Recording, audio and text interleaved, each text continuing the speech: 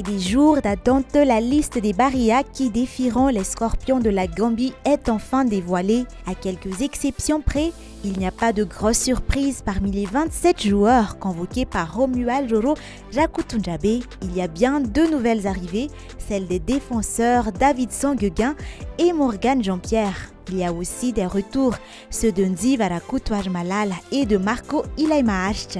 Ndzi Varakoutoir Malal était blessé depuis le début de l'année et n'a pas de match officiel dans les jambes. Mais le sélectionneur a choisi de lui faire confiance et le joueur se montre confiant et digne de confiance.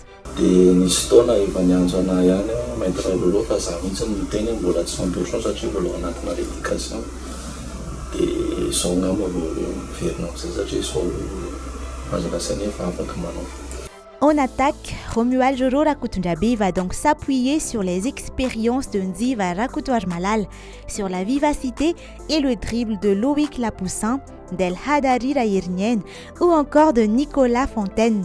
Mais il entend aussi miser sur la force physique d'Arnaud Rangianatinen et de l'intelligence de jeu de Carolus Adjiamaïtsnour.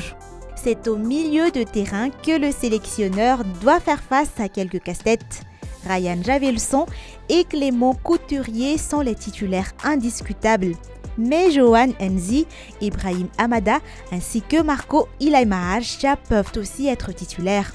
Il faut également noter la présence de Ryan Ponti qui peut jouer en milieu, à gauche ou à droite et même en tant qu'ailier. En défense, Thomas Fontaine et Louis Desmoléons se sont imposés comme patrons. C'est sur les côtés que Romuald Jakoutoundjabé doit opérer des changements à cause de la blessure de Safid Fortin. Les deux nouveaux joueurs convoqués peuvent être utiles à l'équipe. Davidson Gueguin est un défenseur central très costaud qui évolue au sein du club de Villefranche-Saint-Beaulieu en National 3.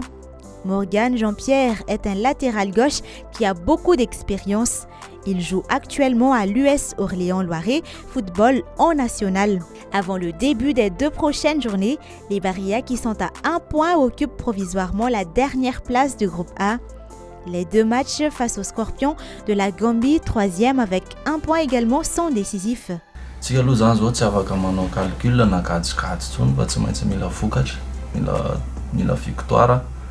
Ho anahy manokana raha fijeriko sy le filaharanao amin'ilay groupe misy atsika, zany hoe 4 points angamba farany ratsy indrindra mety amintsika. Une double victoire permettra à l'équipe de Roro de bien se placer pour la qualification avant les 2 dernières journées, puisque les Comores, principaux adversaires de Madagascar pour la 2e place qualificative, auront 2 matchs difficiles face à la Tunisie.